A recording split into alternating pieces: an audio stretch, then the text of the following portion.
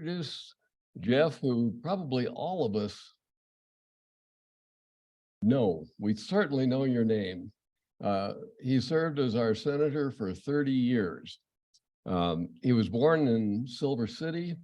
His father was a college professor and head of the chair of the science department at Western New Mexico.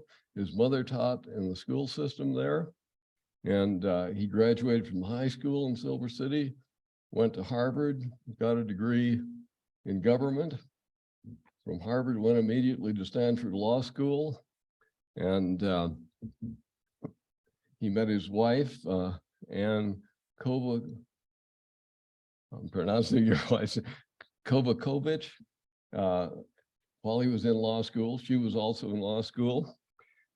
He came back to New Mexico immediately afterwards and spent a year as Assistant Attorney General. Then he was in private practice for 8 years with his wife, I think. And then he ran for Attorney General in the state of New Mexico, and he was Attorney General for 4 years, and he ran for Senate, and he was in the Senate for 30 years. And at the end of his term, he was chair of the Energy and Natural Resources Committee in the Senate. He also served on the Finance Committee, the Health, Education, Labor, and Pensions Committee, and on the Joint Economic Committee. Beginning in April 2013, he went back to Stanford as a distinguished fellow in the Steyer Taylor Center for Energy Policy at the law school. And we had him speak to us shortly after that. I remember one of the messages you brought to us is climate change, the federal government isn't getting it done. The states have to get active on their own on climate change. In 2015, he taught a seminar on the functioning of Congress in the Honors College at the University of New Mexico. And now he has a book, Breakdown Lessons for a Congress in Crisis. And welcome, Jeff.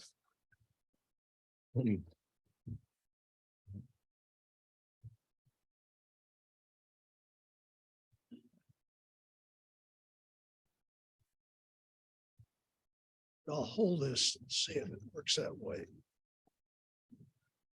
All right, can everyone hear me?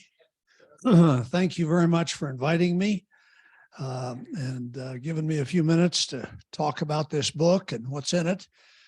The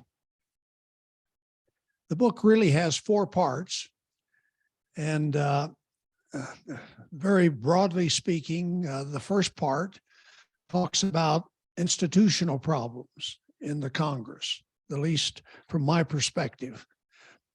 These are problems that I think developed during the time I was there and since then. And that's where the name of the book comes from, Breakdown. It's a breakdown of governing norms, congressional governing norms.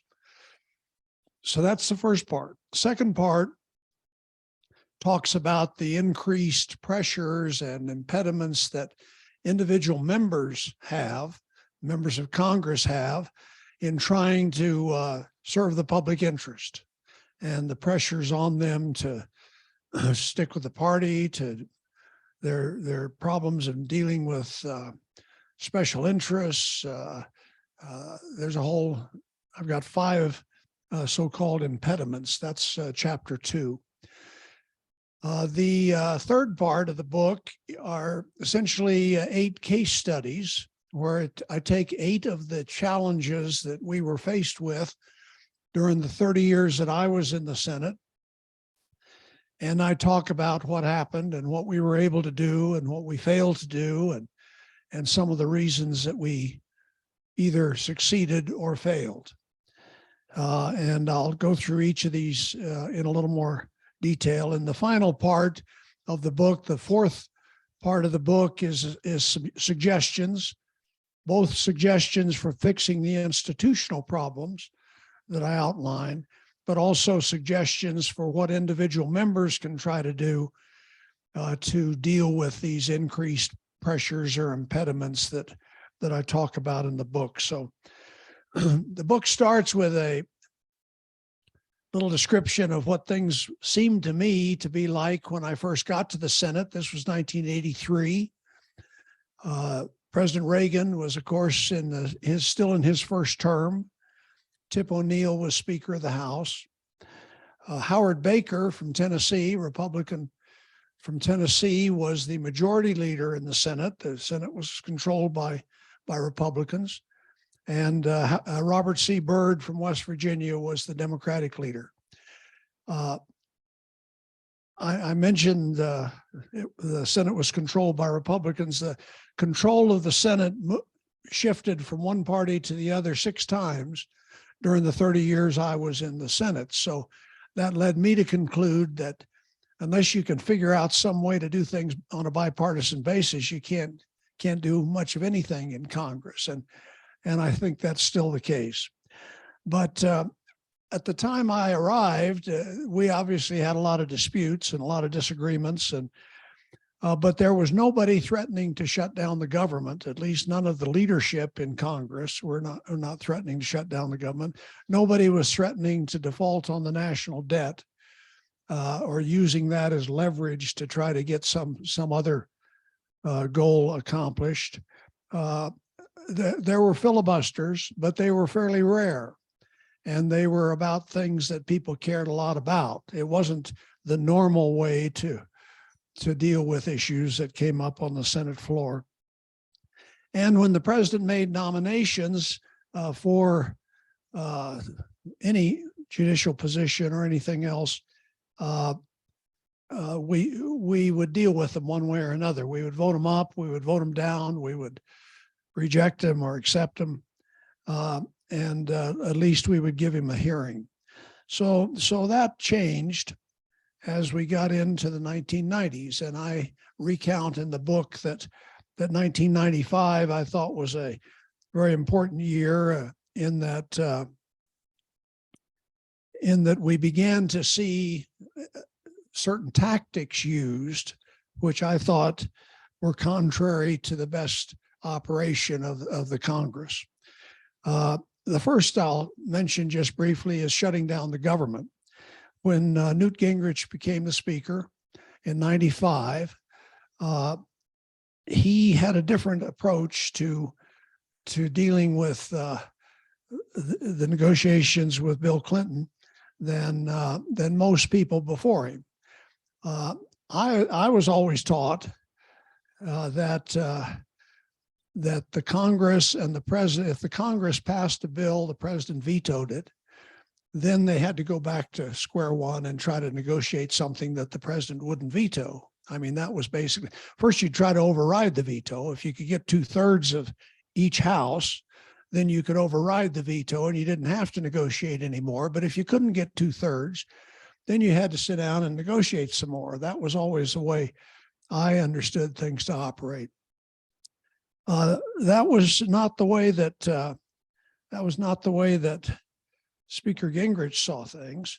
And let me give you his quote, where he says, if you're going to operate with that is the president's veto being the ultimate trump, you have to operate within a very narrow range of change. So you had to find a trump to match his trump, and the right not to pass money bills is the only trump that's equally strong. So beginning in late '95, when the Congress was at loggerheads with President Clinton on what should be funded and what shouldn't be funded, he took the position that he would not agree to pass a continuing resolution. Now, the continuing resolution is something that's been around Congress for a long time. Congress is never very good about getting things done on time.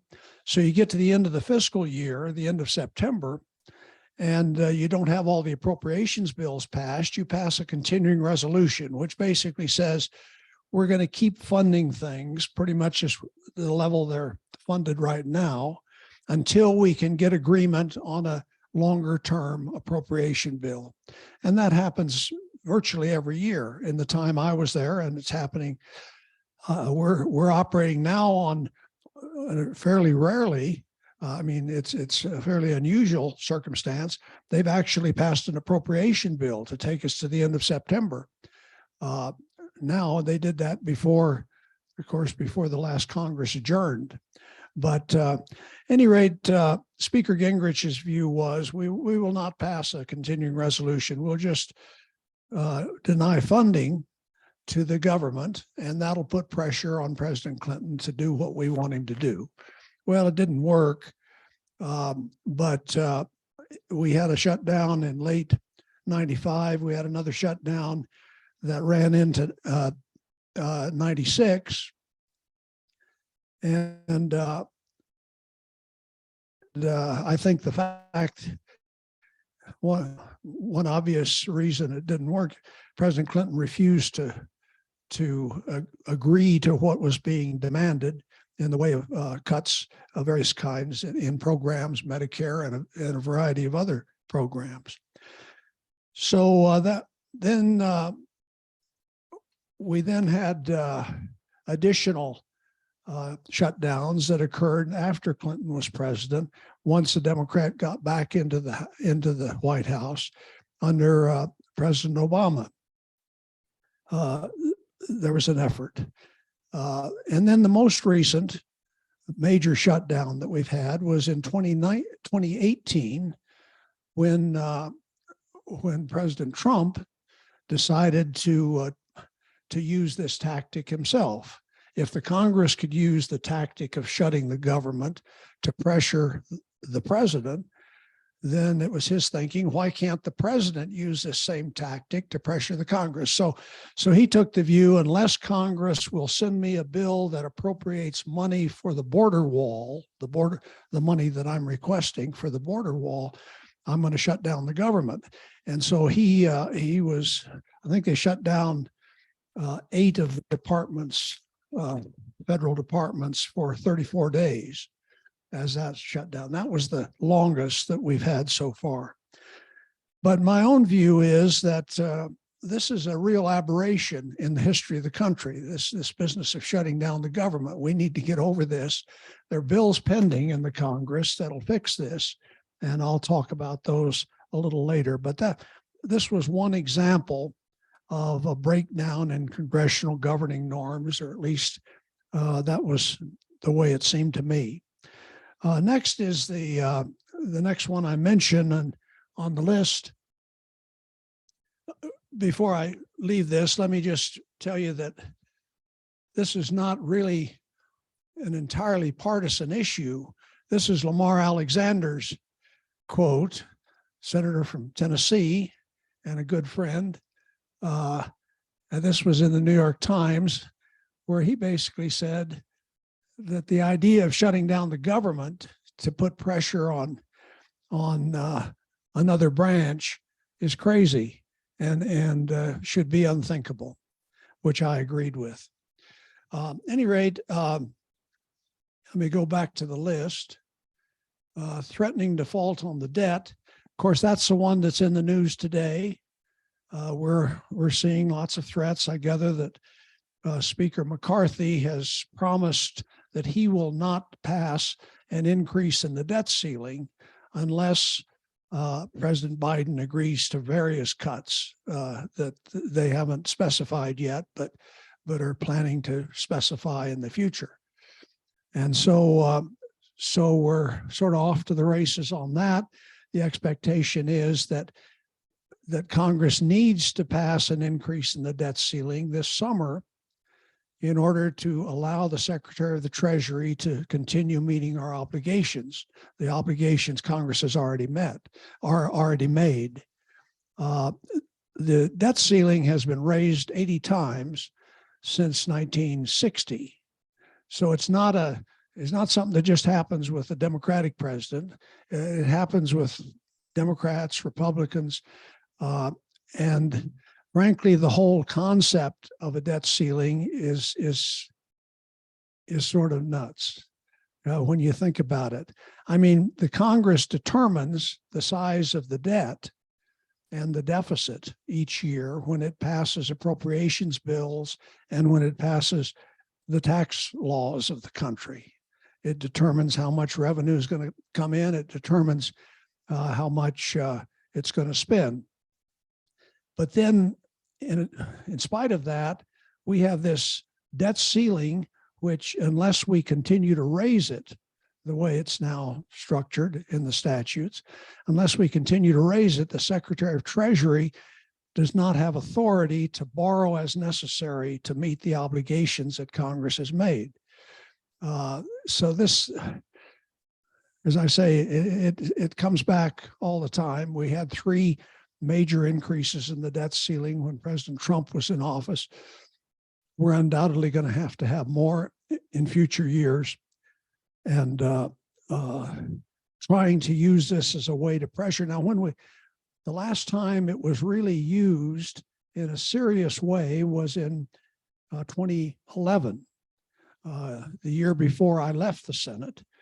And there, Mitch McConnell, as the Republican leader in the Senate, and John Boehner, as the Speaker at that time, made it clear to President Obama that they would refuse to raise the debt ceiling unless he agreed to a variety of cuts. And I think mistakenly, he did agree to a set of cuts which were incorporated into what was called the Budget Control Act.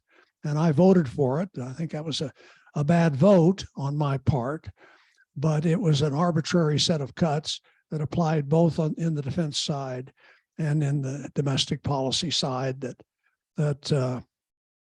I think it was a wrong strategy to follow. The next time they tried to do it again in 2013 after I left the Senate, and President Obama refused to negotiate that time, and Senator McConnell at that point backed down and went ahead and passed a debt ceiling increase. So I don't know what'll happen this summer. We'll all watch and see. But again, to my mind, this is a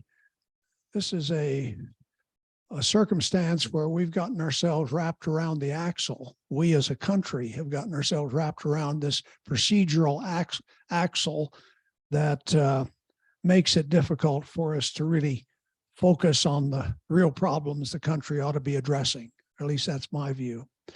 And I think the other point to make is that this is not about deficit reduction. This refusal to raise the debt ceiling is not about deficit reduction. It's about cuts. They want cuts in spending. If a person is interested in deficit reduction, at least to my mind, you ought to be entertaining both the idea of cuts and the idea of raising additional revenue. I mean, because those are the 2 factors that determine the size of the deficit. There's no discussion that I've heard out of Speaker McCarthy about raising any revenue. This is strictly about cuts that they want to accomplish, and some of which probably make some sense. But shutting down the government or refusing to raise the debt ceiling to accomplish it is not the right way to go, in my view. The other 2 on the list here, I won't spend a lot of time on. The filibuster, as I said, was used from the time I first got to the Senate and for a long time before that, but it was used on issues that people felt strongly about. During the time I was there, it became used sort of as a routine matter. Keep President Obama from getting his people approved for judgeships by just refusing to allow the vote to take place. And for that reason, I've concluded that what does make sense to just eliminate the right to filibuster. And refusing to consider a Supreme Court nominee, I think everyone's aware of what happened in 2016 after Justice Scalia died, and the Judiciary Committee, Chuck Grassley, as chairman of the Judiciary Committee, sent a letter to Mitch McConnell as the Republican leader saying, regardless of who President Obama nominates for this vacancy, we have determined not to consider the nominee or to have a hearing on the nominee and to wait until a new president is elected next year. Well, that was 11 months later when a new president was finally sworn in.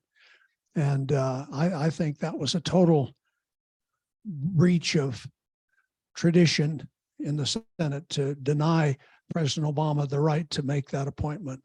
But it was effective, and it was a precedent which unfortunately we now have to live with, and each party has to live with that. Wherever you've got one party in control of the Senate, a different party in control of the White House. So we're going to have to work our way through that. Let me go on to the second part of this book and talk to you about these 5 impediments a little bit. The 5 ideology, pressure from special interests, pressure to vote the way that polls dictate, pressure to toe the party line, and then the media. And I think in each of these cases, I think the pressure on members of Congress has gotten more intense since I got in the Senate. And each of these so-called impediments is more of an impediment than it was when I first got to the Senate. On ideology, the ideology I'm talking about is anti-government ideology. There's a very strong sentiment, particularly on the Republican side of the aisle, that against the government taking a significant role in a great many things. And I think that has prevented us from being able to act in ways that would benefit the average person. Pressure from special interests, I estimate that there may be 5 or 10 times as many paid lobbyists in Washington today as there were when I was elected in '82. I mean, it's unbelievable. I went to Washington 10 days ago for a little event related to the book, and had a meeting with my former staff, and it surprised me, frankly, at how many of them are lobbying. And they're lobbying as they see it, and as I see it, for generally good causes, renewable energy and those types of things. But anybody who's got some ability to influence the outcome of legislation is on the payroll of somebody in Washington as a lobbyist these days. I think that's become a bigger problem. Pressure to vote the way the polls dictate. I think one of the disadvantages of modern polling is that you always know precisely what your base, or the people that you consider your base, what they think about an issue. And that I think is unfortunate. I think the whole idea of representative government is that you should have people there who think for themselves, who are willing to take a position contrary to their constituents when they think it's in the best interest of the country. And that's getting more and more rare. Pressure to toe the party line, I think that pressure is as great today as it's ever been. And I think you see it in both the House and in the Senate. And then the media.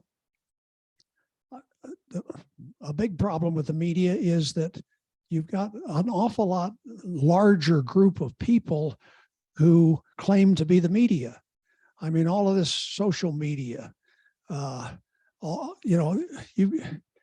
think a few of the people who were prosecuted for the January 6th attack on the Capitol tried to use the defense that they were really part of the media, and that's why they were there.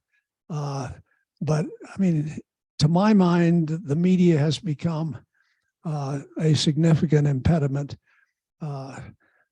Well, I don't know how many of you follow this, the revelations that are coming out as part of this Dominion lawsuit. But that's a prime example where you've got a major network that basically is trying to put out information that will keep its viewership looking at it instead of at somebody else that they would consider as a competitor. So these are all impediments which I think are problematic and make it more difficult for people to do what needs to be done.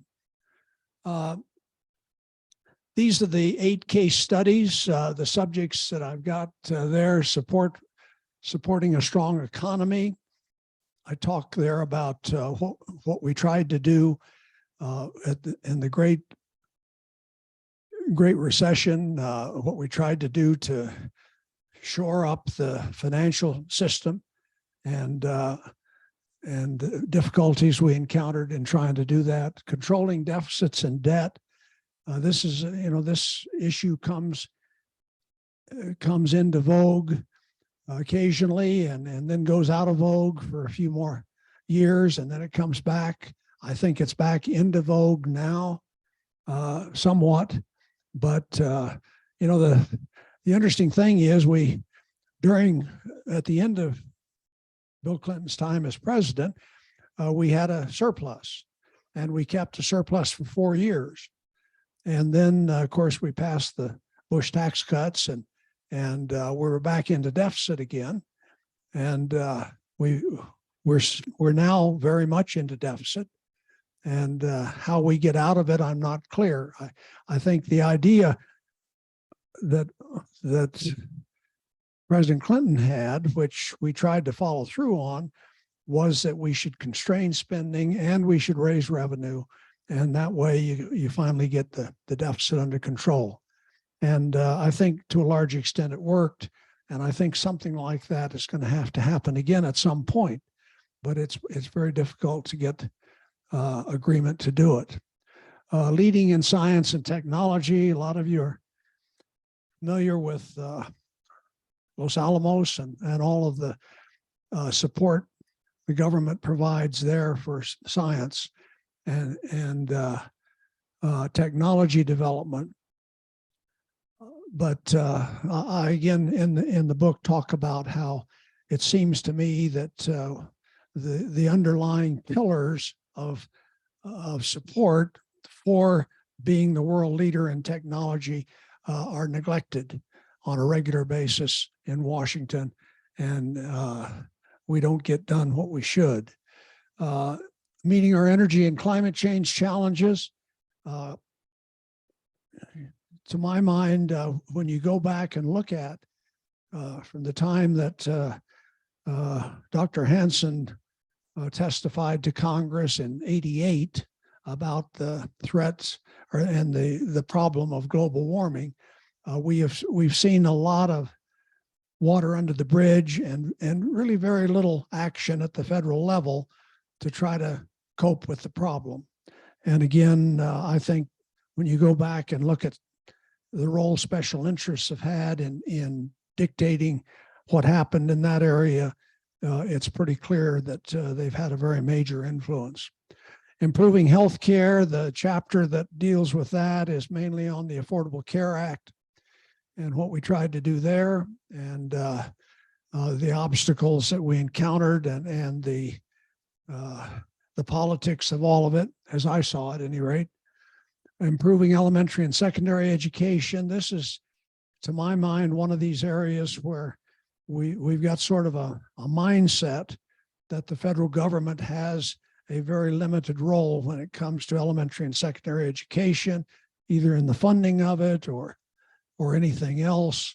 And accordingly, I think we have seen that we are not keeping pace with a lot of the world as far as educating young people to pursue particularly careers in the sciences. Managing and preserving public lands is the 7th area. I talked quite a bit about the Valles Caldera and what the gyrations we went through to get the Valles Caldera set aside as public land, and then eventually the effort to have it become part of the national park system. And finally, avoiding unnecessary wars, and that's about the Iraq War. To my mind, that was the biggest foreign policy blunder during the time I was in the Senate in those 30 years. The decision to invade Iraq, I thought was wrong-headed, and I still believe that's the case. So I'll take you to the fourth part. Here's some suggestions for Congress on maintaining a functioning Congress and government. There are bills pending that say basically if you get to the end of an appropriation bill and Congress has not passed something to replace that appropriation bill, then you go ahead and automatically maintain funding where it is for some period of time to avoid shutdowns of the government. And I think there are bills that say that have Republican co-sponsors, and there are bills that have Democratic co-sponsors. I think that's an area that is ripe for a resolution. The second is eliminating threats to default on the debt. Again, there are obvious solutions to this problem where you would give the Secretary of Treasury the authority he needs, and Congress could override the decision of the President and the Secretary of Treasury if Congress feels strong about the issue.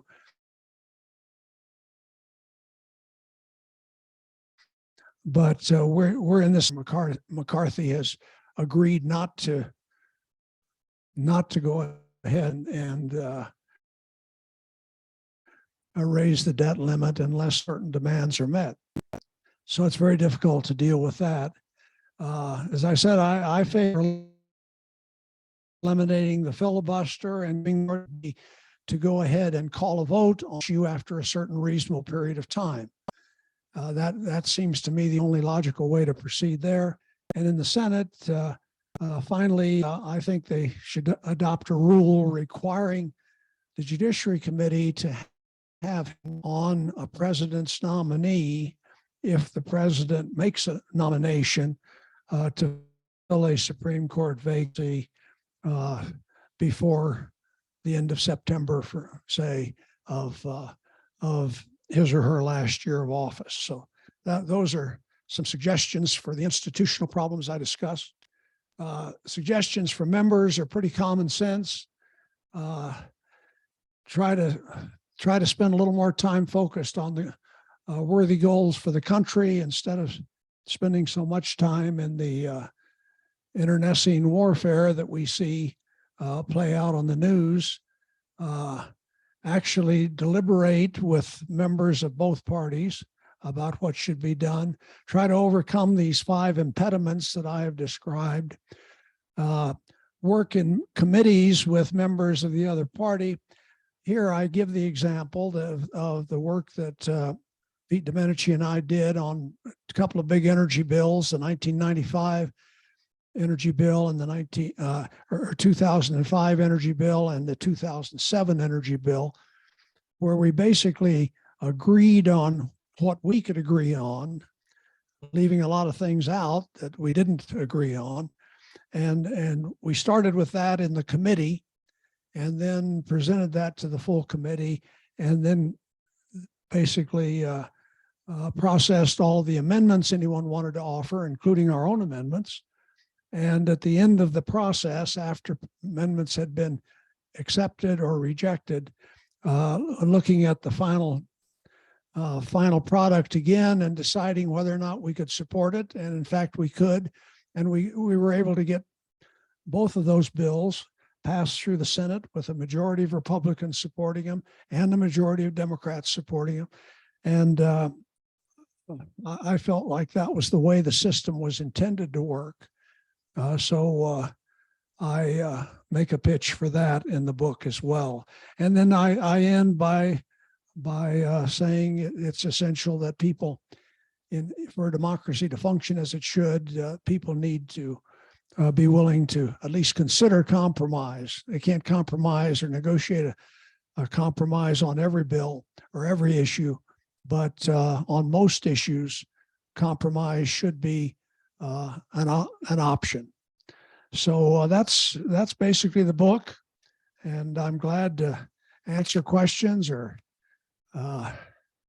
discuss any of it in any more detail that you'd like. Yes. Senator, just looking at this list, the last slide. Are you optimistic, pessimistic about the requirement list? Well, the immediate future, I don't think you can be too optimistic about. I think that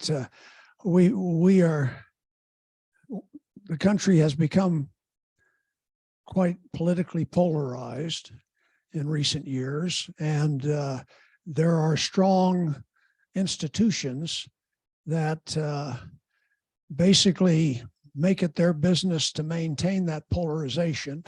And this